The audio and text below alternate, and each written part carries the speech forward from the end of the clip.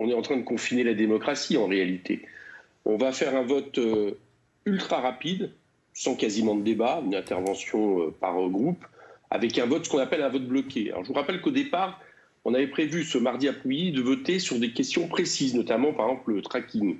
Là, on se retrouve à voter sur tout un plan de déconfinement, alors que tous les groupes de l'opposition réclament 1 ou 2 jours au moins pour pouvoir étudier ce plan, pour pouvoir débattre tranquillement.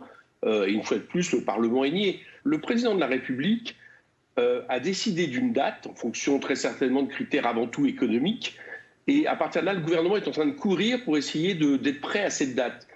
On aurait dû faire l'inverse. On aurait dû fixer les objectifs. Qu'est-ce qui était nécessaire pour faire face à un retour de l'épidémie, et puis, à partir de là, décider de la date en fonction de ça. Par exemple, il faut tant de masques, il faut tant de tests. Pour la même raison que je me suis personnellement opposé au municipal avant le premier tour. C'est que j'estimais que sur le terrain, en fonction de ce qu'on sait de la maladie, c'est-à-dire encore finalement peu de choses ou pas assez, par exemple sur le degré de contagiosité des enfants, par exemple sur le fait que nous soyons, vous et moi, si nous l'avons contracté, est-ce que nous avons développé une immunité. Donc il y a des choses qu'on ne sait pas. Et là, on va ouvrir les écoles avec des enfants qui peuvent très bien apporter l'épidémie aux enseignants, des enfants qui peuvent très bien apporter entre eux l'épidémie à l'extérieur à leurs parents, dont on nous dit, comme ils sont trop jeunes, on ne leur donnera pas de masque. Et dans ces cas-là, on pourrait par exemple faire ce qu'on fait avec les enfants des personnels sanitaires qui sont accueillis à l'école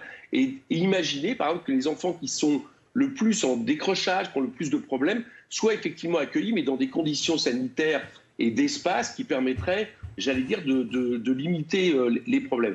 Nous, on est pour septembre, sur la rentrée globale, je parle. Hein. On est pour septembre, comme d'ailleurs les Italiens et les Espagnols ne sont peut-être pas plus bêtes que nous, qui ont affronté en avance le même virus, et je pense que ça serait préférable, au lieu de s'entêter. Écoutez, il y a un slogan, vous savez, qui est très connu, qui est nos vies valent plus que leurs profits. Voilà.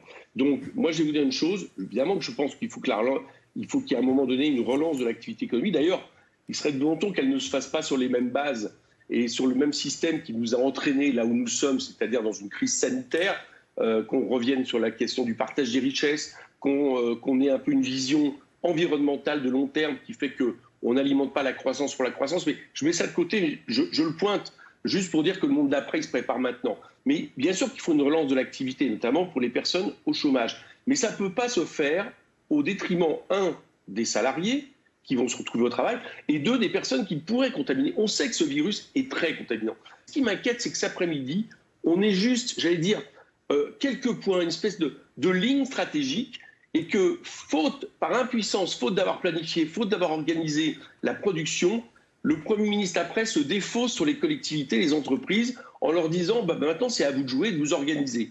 Voilà. J'espère me tromper, mais je n'aimerais pas que le 11 mai, parce que le chef de l'État a fixé une date, on s'engage sur un déconfinement global qui pourrait relancer l'épidémie. C'est ça qui est en jeu.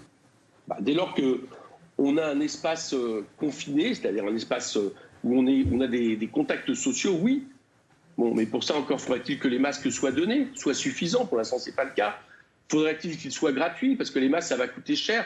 Là, on a gardé l'idée du marché, c'est-à-dire les gens, les communes, les territoires, parfois se mettant en concurrence entre eux, puisque ce n'est pas l'État qui l'a organisé, va se fournir des masques. Bien. Mais au lieu de ça, je pense que si on avait une production plus importante de masques, c'est ça le drame. C'est qu'on a une des productions les moins importantes de masques des pays, j'allais dire, qui font face à l'épidémie, comme les tests d'ailleurs. Au lieu de produire suffisamment, on se retrouve soumis aux lois du marché et donc dans une situation complexe. Mais oui, il faut des masques obligatoires. En tout cas, il faut que dans les transports, les gens aient des masques. Il faut que dans les entreprises, les gens aient des masques chirurgicaux en nombre. Et je pense que ça doit être les conditions pour reprendre le travail. Pas de protection, pas de protection, pas de travail.